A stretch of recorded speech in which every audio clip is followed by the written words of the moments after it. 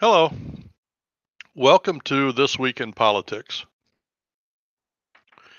Well, a couple of weeks ago, I did a program and I talked about the possibility of civil war in this country. And I am sad to say that it becomes increasingly clear what is causing it, who is causing it, and that it is progressing.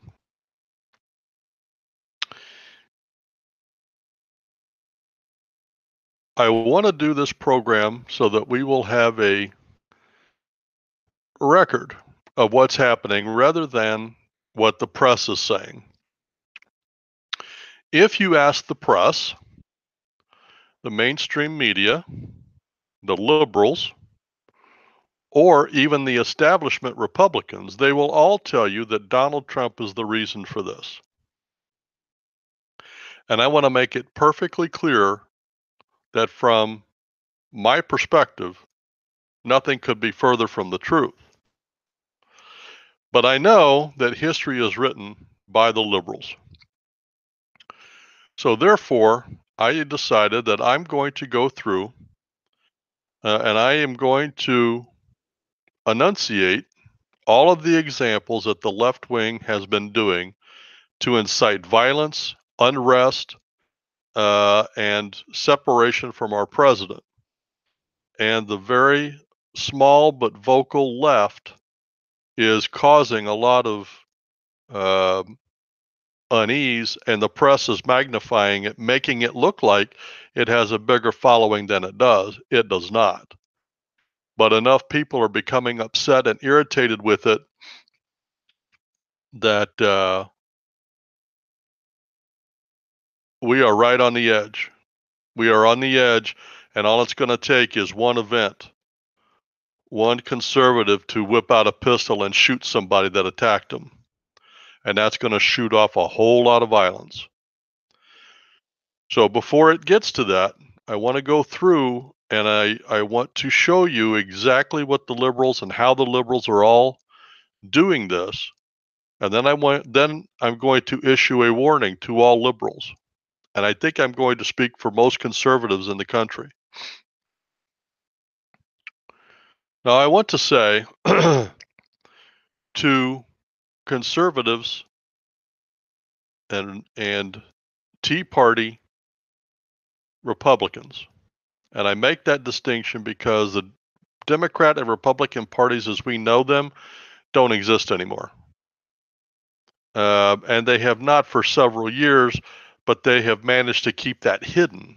And as long as they had establishment people, whether Republican or Democrat, in the White House, they were able to get away with it. Once we got in somebody who was not being able to be controlled by the establishment, that's when they decided to um, start these violent and resistant movements. And just to give you an example, um, there are a couple of these that were started under Obama. He was the divisive president. He was the one before he came into office. Race relations were fine. Uh, we didn't have major media covering cops doing their jobs. We didn't have the media glorifying thugs. Under Obama, we did. And that's when the division started. And that's when the attention started being given to the thugs instead of to the law. Then, when Trump was elected, they used those groups, plus added many more forms of incitement to violence. Um, and the goal here, I think the goal originally was to motivate their base, which was the radical left. And then when they were motivated to vote, they would bring out the more moderate of the left. Their goal was to win the House and the Senate in the midterm elections this year in 2018. First, they tried um, through just they would call it resistance. Now, never before in history, as far as I know, has a past president moved his office a couple of miles away from the White House and organized and openly ran resistance to a sitting president. That is sedition at least, and in my opinion, treason.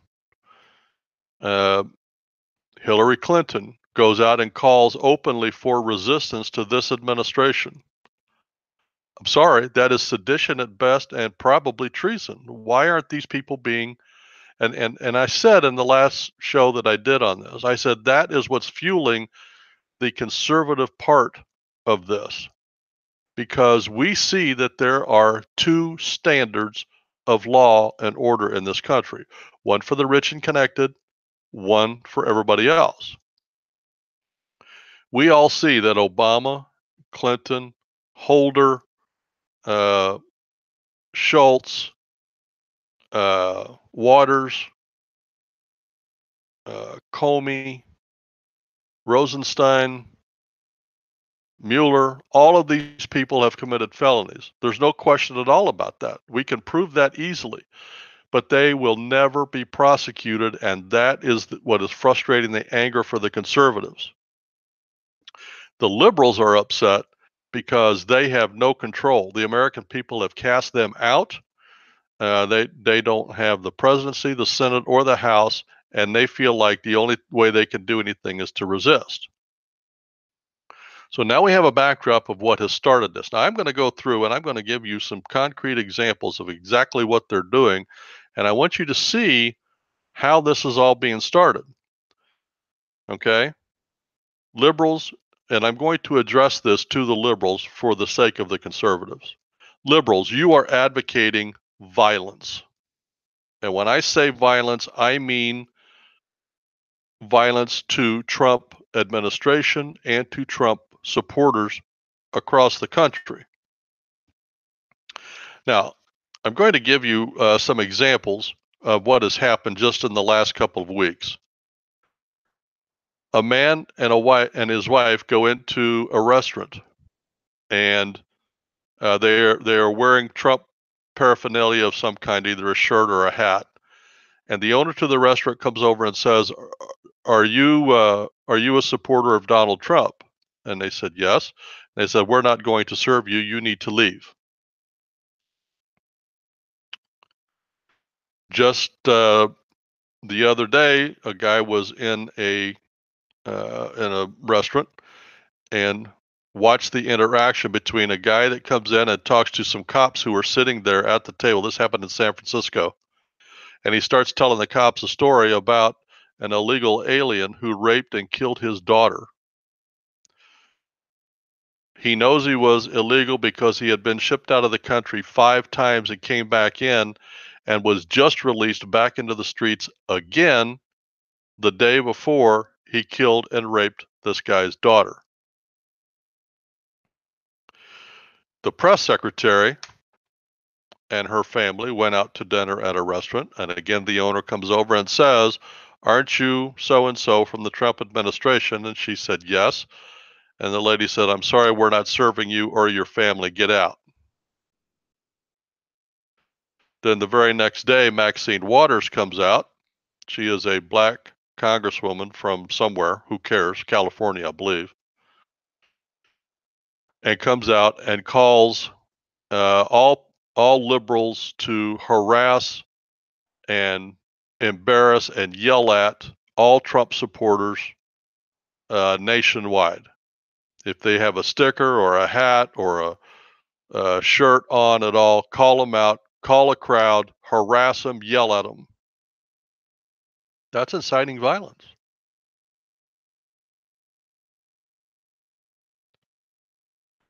There was a kid, and it was videotaped on YouTube. There was a kid sitting at a restaurant drinking a soda, and he had Make America Great Again hat on. When I say kid, he was 16 years old. A big black guy, an adult male, comes up, grabs the hat off of his head, then picks up his soda and throws it in his face and takes the hat and goes away. Now, because it was videotaped, the guy was arrested, but still. And that video went viral, by the way. And there have been countless episodes of people walking down the street wearing a hat or a T-shirt, and people come just out of the blue and knocking them out just because of what they're wearing or who they support. Now, at no time in any of this has any of these conservatives uh, fought back. You know, none of them have, because these liberals are waiting for. They're trying to get somebody to fight back so they can blame it on them. And the time will come when one of these left wingers are going to mess with the wrong guy who's going to be carrying a gun and will drop him in cold blood. That's coming. And when that happens, the press is going to try to make the conservative look like the bad guy. That's why I'm doing this video. So we will have a video record of over time how this has built and built and built. And now people are afraid to go out on the streets wearing any of the hats, showing their support. So, liberals, you are advocating violence. You are advocating search and destroy Trump people nationwide, not just the administration, but any followers of Donald Trump or his administration. If you know that they are followers, you are inciting them to search out and destroy verbally, emotionally, financially. And as an example, Robert Mueller uh, has gotten there illegally. That's another completely different story.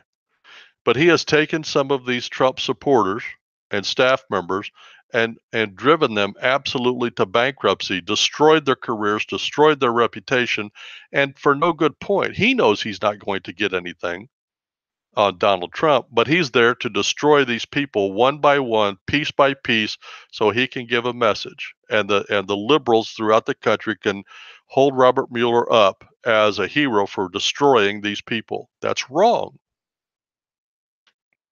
Liberals, you were trying to block all legislation from the Trump administration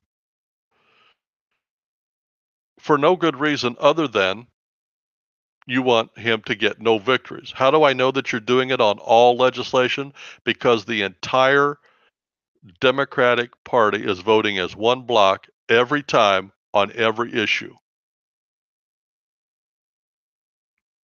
That's wrong. You can't govern like that. Donald Trump has managed to get it done because he's got a couple of extra votes to play with. But you are voting as a block. So none of the Democrats are voting their conscience. They're voting exactly what the leadership tells them to vote. So the only way to fight that is to get rid of these yes men and start getting in some either Republicans or Democrats that have their own backbone. Liberals, you are purposely trying to block every single judicial nomination coming up. As an example, the last two Supreme Court nominees had both been approved almost unanimously by the House and Senate when they became appellate judges. The first one got passed by 52 votes. This one will get passed, but again, it'll be by 52 votes. And when he was nominated for the appellate court, he was almost unanimously brought in. There's nothing wrong with this guy.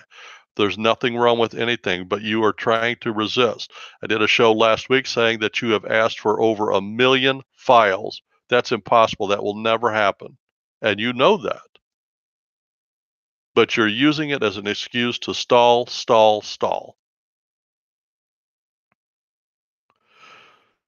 Liberals, you are slow walking all administrative nominees and insisting on cloture, which means 30 hours of debate on every nomination.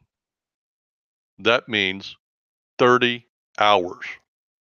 If you have a 10-hour day, that means each nominee gets 3 full days of talking. Now, is there a cure for that? Yeah. Mitch McConnell could call to end cloture on every nomination and move it through, but he refuses to do that. So you guys are taking advantage, and you were doing this. And as we sit here, almost 2 years into the Trump administration, he has less than 1/3 of his administration appointees brought into office. And this was started back in the Obama administration, because what Obama did is he went through Justice, FBI, CIA, EPA, education, and a couple others, and took all of the appointed positions that he could, that positions that are appointed by the president, and he turned them into civil service jobs and then put left-wing liberals in those positions.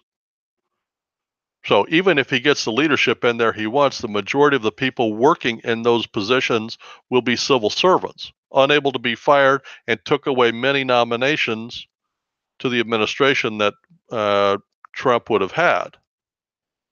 So this has been an ongoing thing that the Democrats have been doing. Liberals, you are stonewalling all Freedom of Information Act requests that come in to your offices. They're not only from the press, which would request only stuff favorable, but Judicial Watch, all of the conservative and Republican and even neutral sites that request information. You are just absolutely stonewalling. Even Congress, when Congress is asking for files, the FBI has just flat ass told them, no, we're not giving you those files.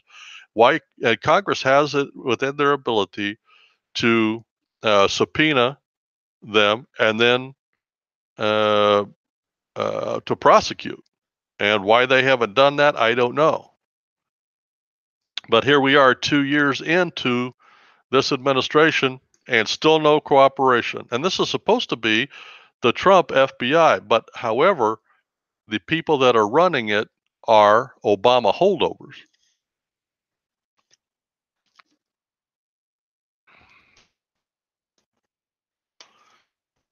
I was talking earlier about a couple of groups that had started under the Obama administration and they continued to use for violence. And the 2 or 3 that I can think of is Black Lives Matter and Antifa and the Wall Street group. Now, all 3 of these groups have been funded by George Soros, and George Soros has come out and openly admitted he hates this country and wants it overthrown. Why this man is not in prison, I don't know. In the last summit between Putin and Trump, Putin came out and openly asked for the extradition of George Soros to Russia to answer for crimes against the Russian people. And why Trump doesn't send him, I don't know.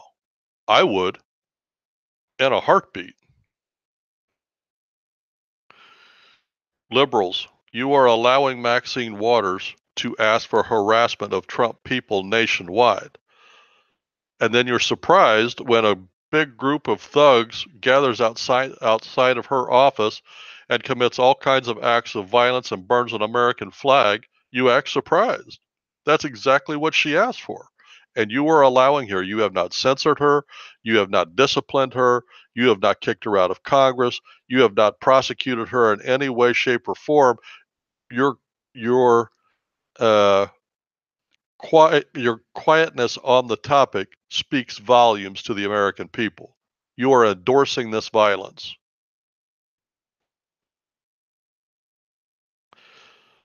Liberals, you control the press, and the press is giving Donald Trump 95% negative press.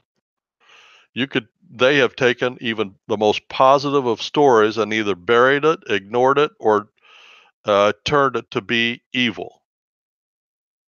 You need to stop doing that. That is inciting violence among the masses. From the beginning, Obama and Clinton and all the leaders that I listed before are openly calling for open resistance to the Trump administration. Now, I don't know what else to call that. I mean, the mild version would be sedition. The openly overt action would be called treason in my mind. Liberals, you are promoting and supporting sanctuary cities. That is a misnomer. Let's call them what they are. Law-breaking cities and states. What they are saying is, we don't care what the law is. We're going to do what we think is right, and the law be damned. Well, that's treason. That's what started the Civil War. It was not about slavery. It was about the South refusing to go along with the law of the land. And these sanctuary cities and states throughout the country are doing the same thing the South did before. And the president at the time, Lincoln, was going to enforce the law of the land. And Trump needs to do the same thing. He's trying it in a subtle way by removing financing from these states. They don't care. Donald Trump is going to need to stop all money going to all sanctuary cities and states, from roads, education, police, firefighters, all the money. All the money that those states gets from the federal government, he needs to cut it off. Then he needs to go with the National Guard and arrest the leaders of each city and each county and each state that has endorsed sanctuary status. In my opinion, that's what needs to happen. Now, these are the actions that the liberals have taken. And as I said, to my knowledge, the conservatives, and trust me, if the conservatives had done it, it would have been blown up all over the newspaper, because that's what they're waiting for. To my knowledge, through all of this action, through all of this subversions, through all of this resistance, through all of this violence, the conservatives have not responded in kind. But here is my warning to the liberals. And this one, again, I'm going to address to the liberals on behalf of the conservatives. Dear liberals, we as conservatives have not even started the fight. We have not coalesced. We are talking, and that is all. But we have no way fought back. We haven't come to fights with baseball bats like you have. We haven't attacked innocent people on the street like you have. We haven't denied service to people like you have. We haven't harassed them in public like you have. We haven't intimidated or harassed public servants like Chuck U. Schumer. We haven't done that. But here's my warning. What if we do? What if we do?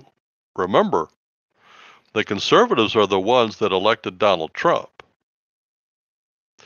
If the conservatives unite and fight back like you guys are fighting, you have no chance. We covered the entire country with the exception of a few counties in this country. Let me be specific.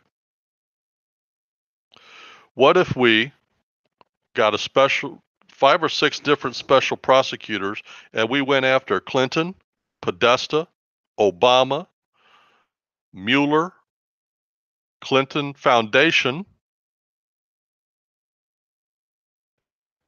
Bill Clinton, the pedophile ring,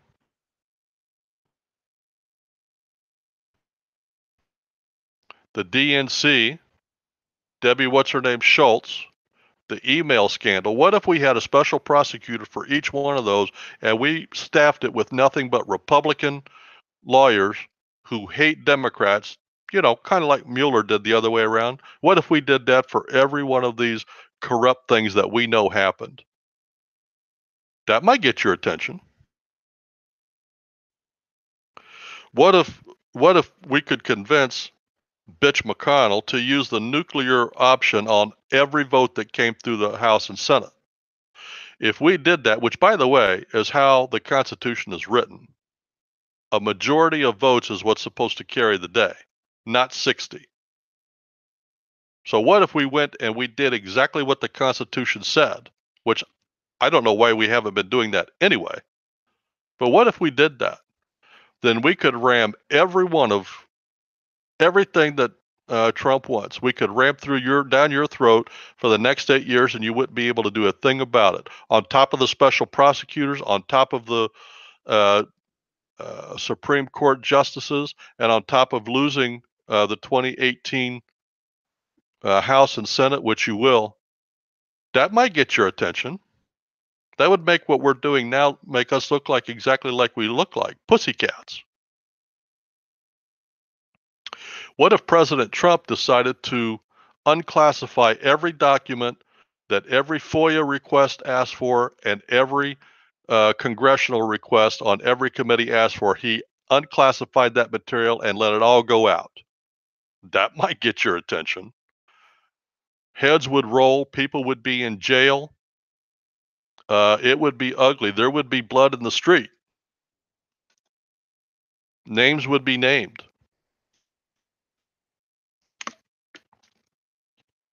You know, and like the Congress had set up a fund to pay for any claims that came against any congressman or senator that had sexual misconduct, i.e., groping, rape, sodomy, charges brought against them. They all kept it on the QT, paid them off, and kept it all anonymous. What if Trump decided to release all that and unclassify it? They're liberals. What if we as conservatives uh, fired everybody in the FBI and then went after everybody in the Black Lives Matters and Antifa and put them all under surveillance, every single one of them. And the second they broke the law, we arrested every one of them. That might get your attention.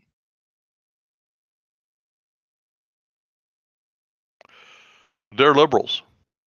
What if, by executive order, President Trump defunds every sanctuary city and state in the country? And I don't mean just what he's talking about, I mean every penny from every department in the federal government that sends money to the states.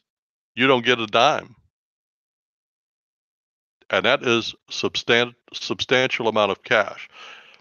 Every state gets money for transportation, police, fire, education, and many other departments, grants and loans for EPA, all kinds of things. Every penny stops. California, Illinois, New York, every penny dries up. That might get your attention.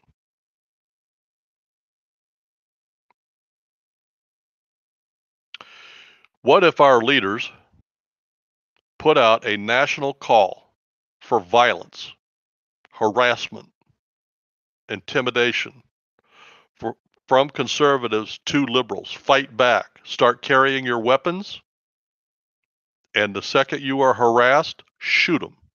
What if we did that? That might get your attention. Now, once we both start playing the same game, now we can sit down and talk, or we can have a civil war. And that's where we're headed. Because the next step is you guys ramp up the violence yet again, and the conservatives somewhere get enough, get a bellyful, and start shooting. Now, at that point, it's either going to be all out war or it's going to be time to sit down and let's talk, negotiate. Now, the Civil War didn't start in a couple of days or a couple of weeks. It started over a period of years. This has been brewing for a couple of years. This has been brewing ever since Black Lives Matter and Wall Street. That's been years.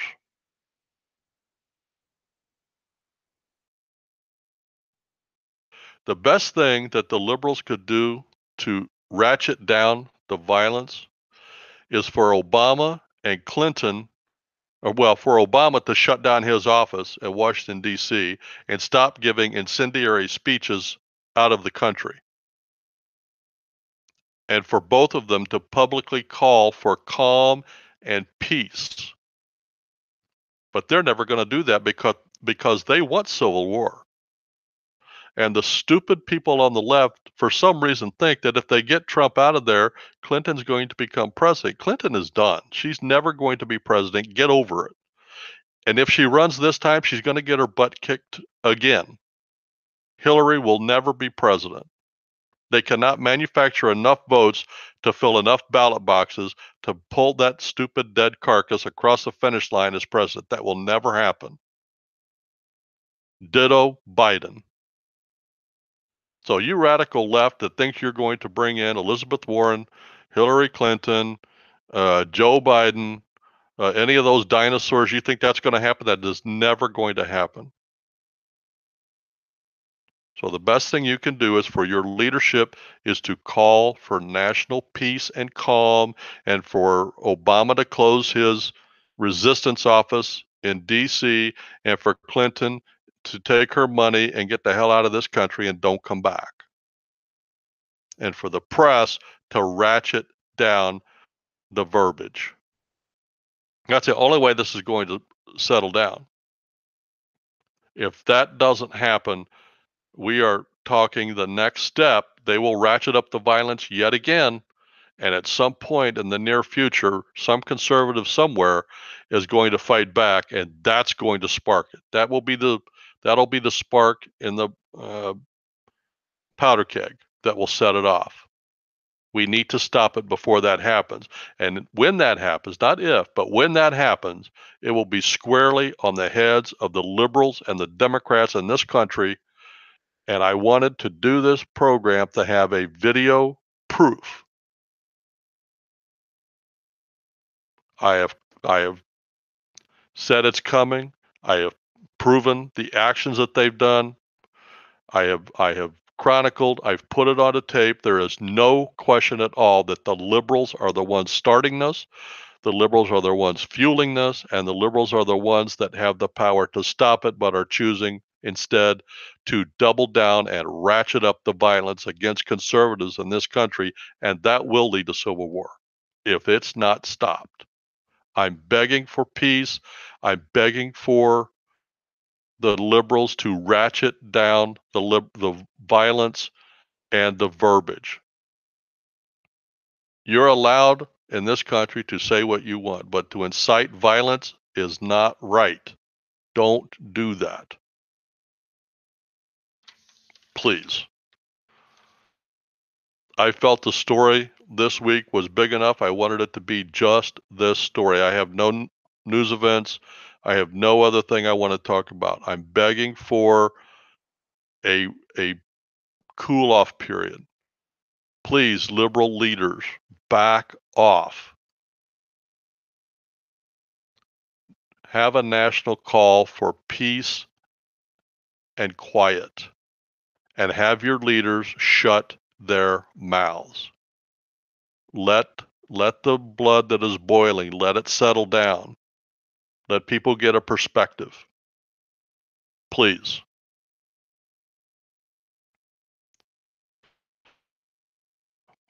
Well, that was my warning to liberals. That was the show this week, a very depressing week for me. I'm very sad that I had to have this program, and I have a feeling there's many more coming on the Civil War in this country. But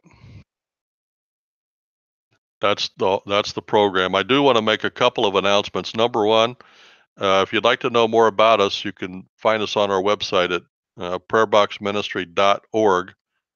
That's org.org.